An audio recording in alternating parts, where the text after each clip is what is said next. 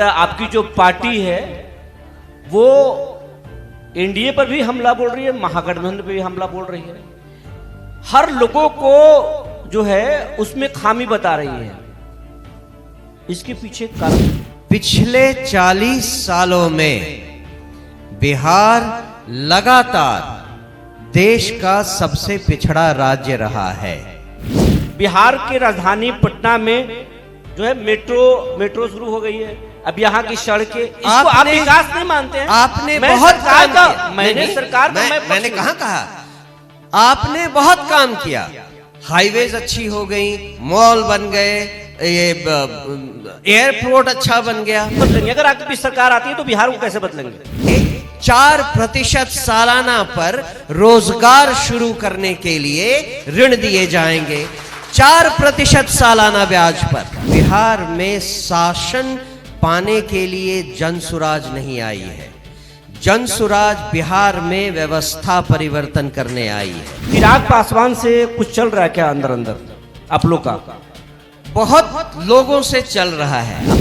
बिहार को उन्होंने मजदूरों की फैक्ट्री और एक बैकवर्ड रीजन मान के छोड़ दिया। वो बिहार में आके 4 किलो अनाज के बारे में बात करते हैं और गुजरात में जाकर वो सेमीकंडक्टर फैक्ट्री और गिफ्ट सिटी के बारे में बात करते हैं। ये लोग हैं जो कि मांझी जी के लिए इस बार वोट करेंगे, वो आप खुद भी देख लेंगे। उपचुनाव में तो आपके लिए भी ऐसा जो नेता जो एक समाज को लीड करता हो और उसके दिमाग में खाली अपने बेटा, अपनी बेटी, अपने दामाद, अपने चाचा, अपने भतीजे के बिना और कोई नहीं आता हो, वो कैसा नेता होगा भाई? आप सबसे अच्छे हैं तो फिर आपके साथ जो आईपीएस आनंद मिश्रा आए थे वो छोड़कर क्यों चले गए? मगध की बात है और हम मगध की धरती पर बैठे हैं। ये वो धरती है जहां से दुनिया को दिशा मिला। ये ज्ञान और मोक्ष की धरती रही है। आपकी पार्टी बिहार में बदलाव की बात करती है। आपकी जो पार्टी है वो एनडीए पर भी हमला बोल रही है, महागठबंधन पर भी हमला बोल रही है, हर लोगों को जो है उसमें खामी बता रही है। इसके पीछे कारण क्या है? बहुत बहुत धन्यवाद। सबसे पहले तो इस जगह पर हमें निमंत्रण देने के लिए और आप सबका यहाँ पर उपस्थित होने के लिए। बारिश बहुत तेज थी, मुझे आने में थोड़ी देर हुई, इसके लिए मैं माफ़ी चाहता हूँ। जो सवाल आपने किया है वो सीधा सीधा ये है कि बिहार में बदलाव क्यों चाहिए, और उसका उत्तर भी बहुत सीधा है। पिछले 40 सालों में बिहार लगातार देश का सबसे पिछड़ा राज्य रहा है। चाहे जिन राजनीतिक दलों ने बिहार पर शासन किया हो, चाहे जिन राजनीतिक नेताओं ने कई बार ताल ठोका हो कि हमने बिहार में ये काम कर दिया, वो काम कर दिया, वो जरा इतना बता दें कि 40 सालों में बिहार एक पायदान भी ऊपर क्यों नहीं आया? वो क्या चीज थी कि बिहार पिछले 40 सालों में विकास के नाम पर देश में अंतिम स्थान से एक स्थान भी ऊपर नहीं आ पाया? कुछ न कुछ तो बदलना चाहिए। आपके नेता प्रशांत जी भी तो मनोज जी नीतीश कुमार के साथ काम किए। नहीं, आप इस मार्ग से भटकिए मत। मुख्य मुद्दा है कि 40 सालों से बिहार में विकास के नाम पे चाहे जो कुछ भी हुआ हो, एक समग्र नीति, एक नियत जैसी होनी चाहिए, वो क्यों नहीं है? हमारे नेताओं के बीच, हमारे राजनीतिक दलों के बीच एक सीधा साधा उदाहरण देख लीजिए। आज बिहार की जनसंख्या 13 करोड़ के आसपास है और बिहार का बजट 3,10,000 करोड़ के आसपास है। तमिलनाडु नाम का स्टेट आप जानते हैं, 1965 तक तमिलनाडु की वही हालत थी जो बिहार की थी। लेकिन आज तमिलनाडु में 8 करोड़ लोग रहते हैं और वहां का बजट 7 करोड़ है। अगर पर कैपिटा बजट देख ले तो तमिलनाडु में पर कैपिटा बजट बिहार की तुलना में लगभग 3 गुना ज्यादा है। ऐसा क्यों है? अगर तमिलनाडु पिछले इतने सालों में इतनी प्रोग्रेस कर सकता है तो बिहार क्यों नहीं कर सकता है?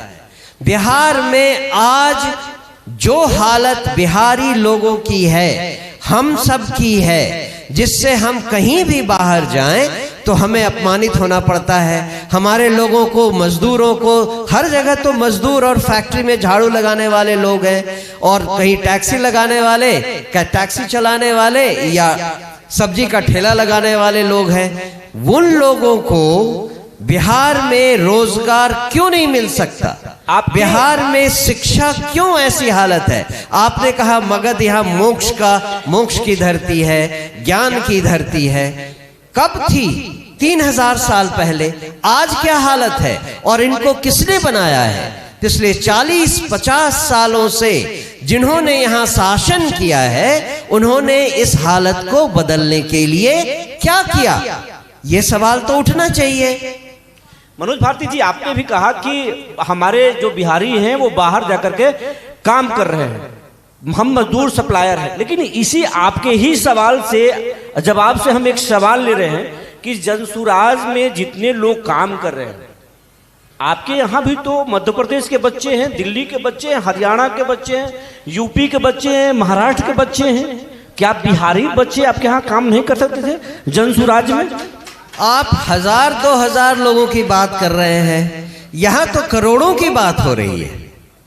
यहां जिनके रोजगार की बात को आप छिपाने की कोशिश कर रहे हैं वो करोड़ों में लोग हैं।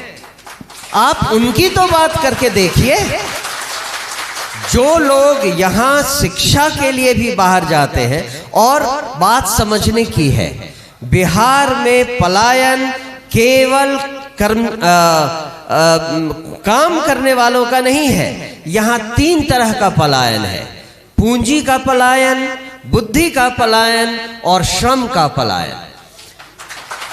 जो पलायन पूंजी का है उसको तो यहाँ के आपके राजनेता समझते ही नहीं है, वो जानते ही नहीं है। 40 सालों से, और कह ले 1995 से जो आंकड़े हैं आरबीआई ने दिए हैं, उसके हिसाब से अभी तक 27 लाख करोड़ रुपए जो बिहार के लोगों ने बैंकों में यहां जमा किए, वो पैसे दूसरे राज्यों में जाके यूज हो रहे हैं। ऐसा क्यों है? इस पर किसी ने ध्यान क्यों नहीं दिया?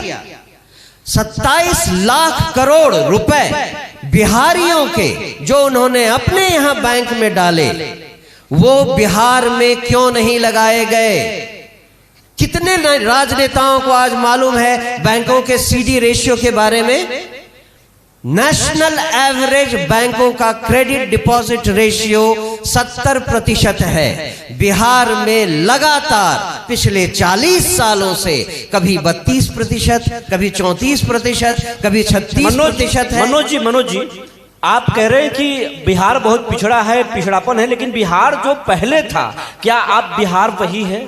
बिहार के राजधानी पटना में जो है मेट्रो शुरू हो गई है। अब यहाँ की सड़कें, इसको आप विकास नहीं मानते हैं? आपने बहुत काम किया। मैंने कहा आपने बहुत काम किया। हाईवेज अच्छी हो गई, मॉल बन गए, ये एयरपोर्ट अच्छा बन गया। क्या इससे बिहार का पिछड़ापन दूर हुआ? और 20 सालों से ये सरकार अगर यहां थी तो 20 साल से आप जिन लोगों को 400 रुपए की वृद्धावस्था पेंशन दे रहे हैं, वो 20 साल पहले क्यों नहीं किया आपने? आप बिहार को कैसे बदलेंगे? अगर आपकी सरकार आती है तो बिहार को कैसे बदलेंगे? आप क्या करेंगे बिहार में? बहुत सारी चीजें तो पब्लिक में है। हमने समाज को 5 अलग अलग तरीकों से देखा है। सबसे पहला, हर कोई जन्म से लेकर 15 साल की उम्र तक जन्म से 15 साल की उम्र तक का हर बच्चा, चाहे वो गांव में हो, झुग्गियों में हो, झोपड़ियों में हो, हर बच्चे को अच्छी शिक्षा 10 सालों की दी जाएगी। ये पहला वादा है।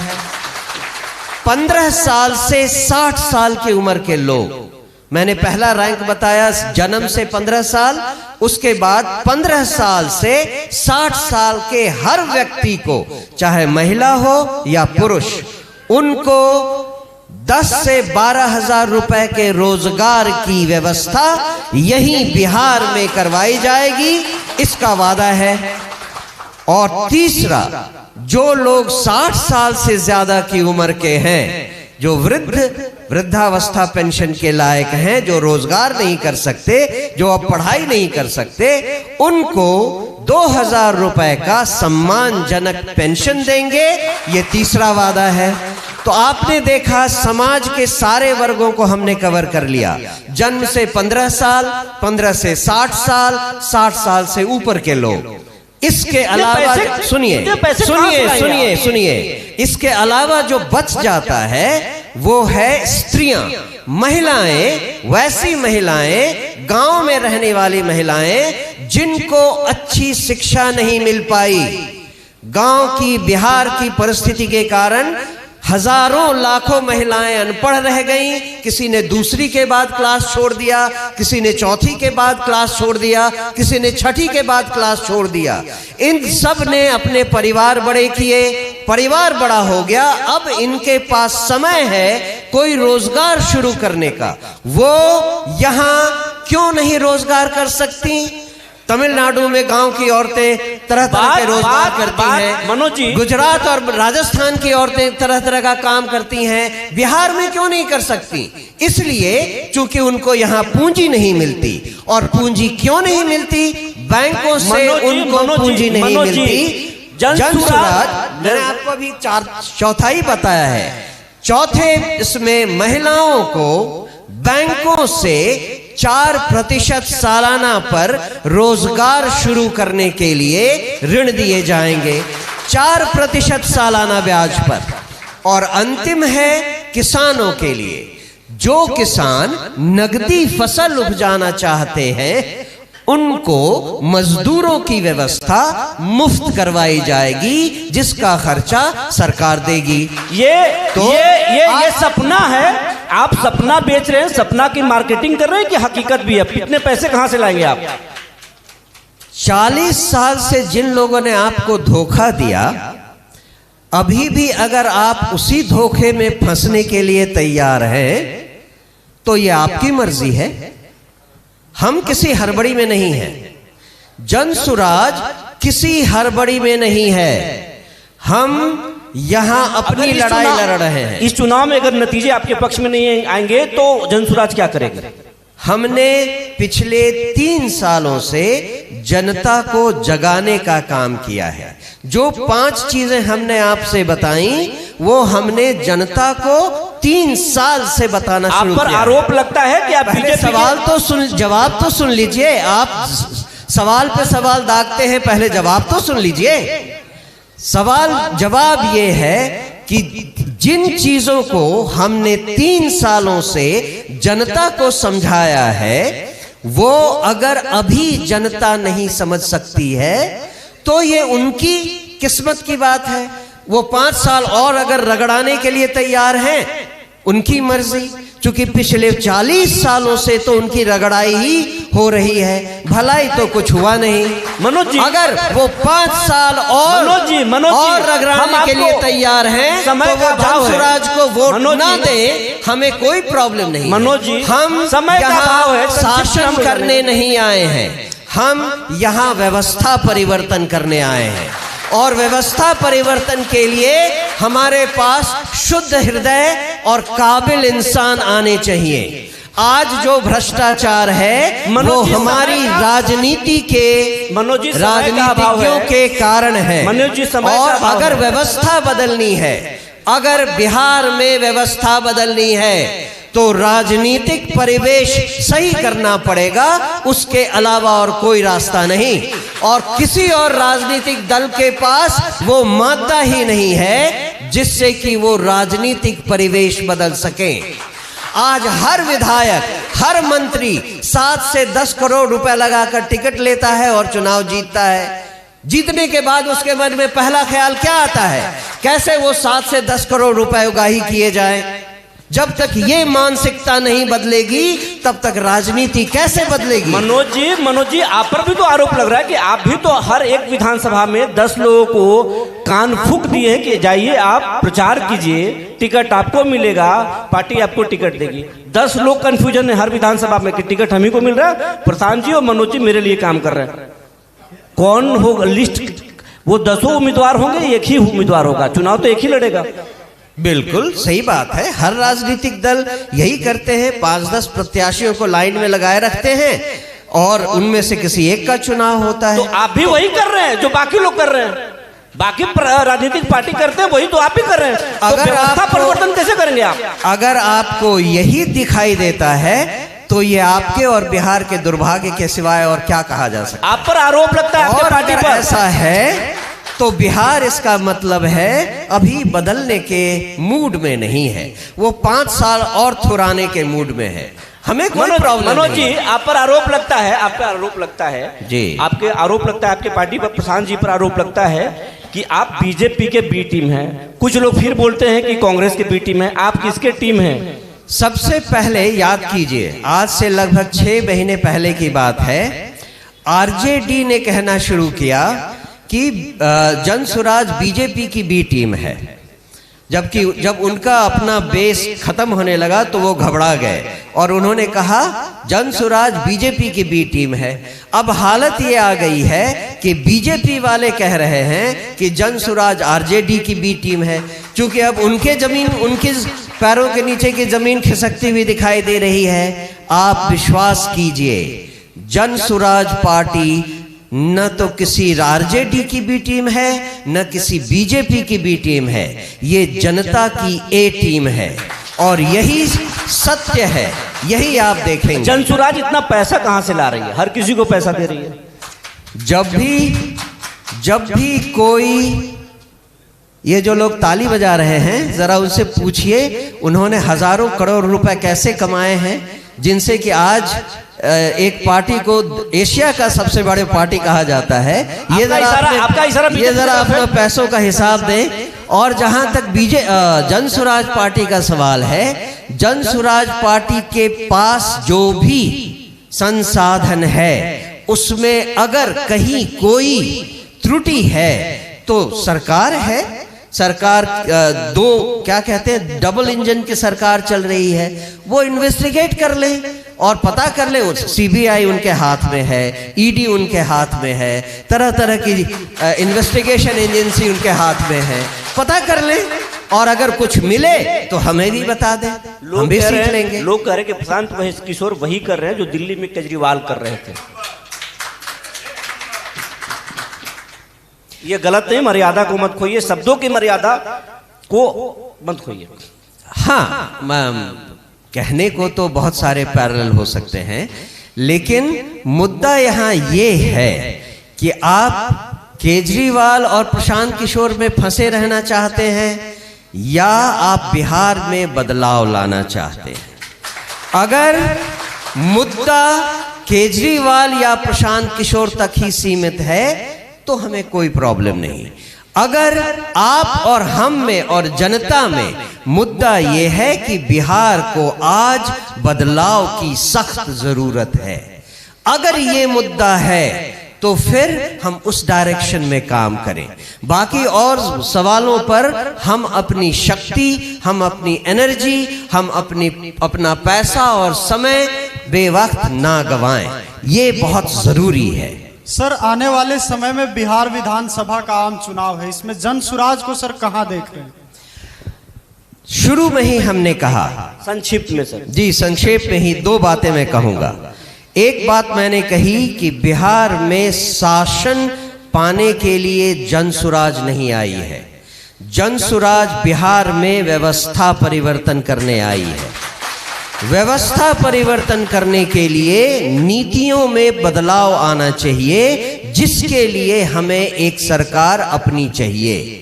तो सरकार में आना हमारा मुख्य उद्देश्य नहीं है। इसीलिए हमने शुरू से कहा है हम किसी भी गठबंधन में नहीं जाएंगे, चाहे वो इलेक्शन के पहले या इलेक्शन के बाद। हमारा मानना है कि गठबंधन वो करते हैं जो बाय हुक और बाय क्रुक किसी भी तरीके से गद्दी पाना चाहते हैं, जो शासन पाना चाहते हैं, ऐसे लोग गठबंधन करते हैं। अगर अपने में शक्ति ना हो तो दूसरे के साथ मिलकर कुछ ऐसा करें कि शासन में बैठे और वहां से माल खाना शुरू करें। तेजस्वी यादव यही 40 सालों से होता जा रहा है। मेरे आंसर का दूसरा पार्ट ये है कि हमने वो भी पहले से कहा आपसे कि हम पिछले 3 सालों से बिहार में जनता को जगाने की कोशिश कर रहे हैं। बिहार से कहते हैं कि धर्म और जाति के नाम पे बंटना छोड़िए, बीजेपी आ जाएगी इस नाम से आप दूसरों को मत डराइए, आरजेडी आ जाएगी इसलिए आप किसी वर्ग को मत डराइए। अब तक आपके पास कोई विकल्प नहीं मनोज था, भारती जी, अब आपके पास एक विकल्प है जिसका नाम है जनसुराज। अगर आप बिहार में बदलाव चाहते हैं, व्यवस्था में परिवर्तन चाहते हैं, तो केवल उस नए विकल्प को चुनिए जो एक नई दवा है इस समाज के लिए। वो जो एक्सपायर्ड दवाएं हैं, वो जो पुराने दल हैं, उन सब ने आपको ठग लिया। अब एक नया नई दवा बाकी के समय का थोड़ा अभाव है। मनोज जी, आप जिस तरीके से रगड़ रहे हैं या जिस तरीके से बोल रहे हैं, बाकी अतिथियों का समय जाया होगा। मनोज जी, संक्षिप्त में हम आपसे उत्तर चाहेंगे कि चिराग पासवान से कुछ चल रहा है क्या अंदर अंदर आप लोग का? बहुत लोगों से चल रहा है। आपने देखा कुछ दिन पहले बहुत सारी पार्टियां हमें विलय कर गईं। आपने नोटिस किया? अगर चिराग पासवान जी को भी हमें विलय करने का मन है, उनका स्वागत है। नीतीश कुमार को कैसा लेते हैं, किस रूप में लेते हैं नीतीश कुमार को? नीतीश जी ने जो काम किया वो हमारे क्या बोलते हैं उसे, व्यावसायिक खानदान में है। वो भी इंजीनियर है, मैं भी इंजीनियर हूँ, उस हिसाब से मैं कहता हूँ उन्होंने बहुत सही काम किया 2005 से 2010 के बीच। वो एक बदलाव पुरुष उस समय के लिए थे, लेकिन उसके बाद उन्होंने अपना रास्ता भटका लिया, खुद भटक गए। अब तो ये हालत है कि उनका दिमाग भटक गया है। तो अब उनको भी जाने का समय आ गया है। हर किसी का एक समय होता है। बीजेपी को किस समय आने का भी होता है और समय जाने का भी होता है। बीजेपी को किस रूप में लेते हैं आप? बीजेपी ने पिछले 20 सालों में बिहार के विकास के नाम पर दिल्ली में अगर 1 घंटे की मीटिंग की हो, वो रिकॉर्ड हमें दे दे। बिहार के बदलाव के लिए, बिहार के विकास के लिए मोदी जी ने अगर 1 घंटे की मीटिंग दिल्ली में की हो तो मुझे बता दीजिए। बिहार को उन्होंने मजदूरों की फैक्ट्री और एक बैकवर्ड रीजन मान के छोड़ दिया।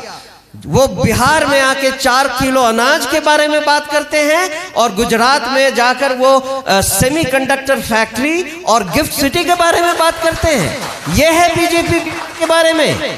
बीजेपी ने देश के लिए चाहे जो किया हो, बिहार को डुबाने में उनका भी उतना ही हाथ है जितना नीतीश बाबू का हाथ है, जितना लालू जी का हाथ है। तेजस्वी को किस रूप में लेते हैं आप? तेजस्वी जी पहले थोड़ा सीख समझ लें, फिर राजनीति करें, यही उनके लिए कहना ज्यादा सही होगा। उनके पिता और माता ने 15 साल तक बिहार को लूटा, अब उनको समय दिया जाए तो वो भी बिहार को लूटेंगे। इससे ज्यादा तो करना उनको आता नहीं है, इससे ज्यादा तो कुछ करना आता नहीं है।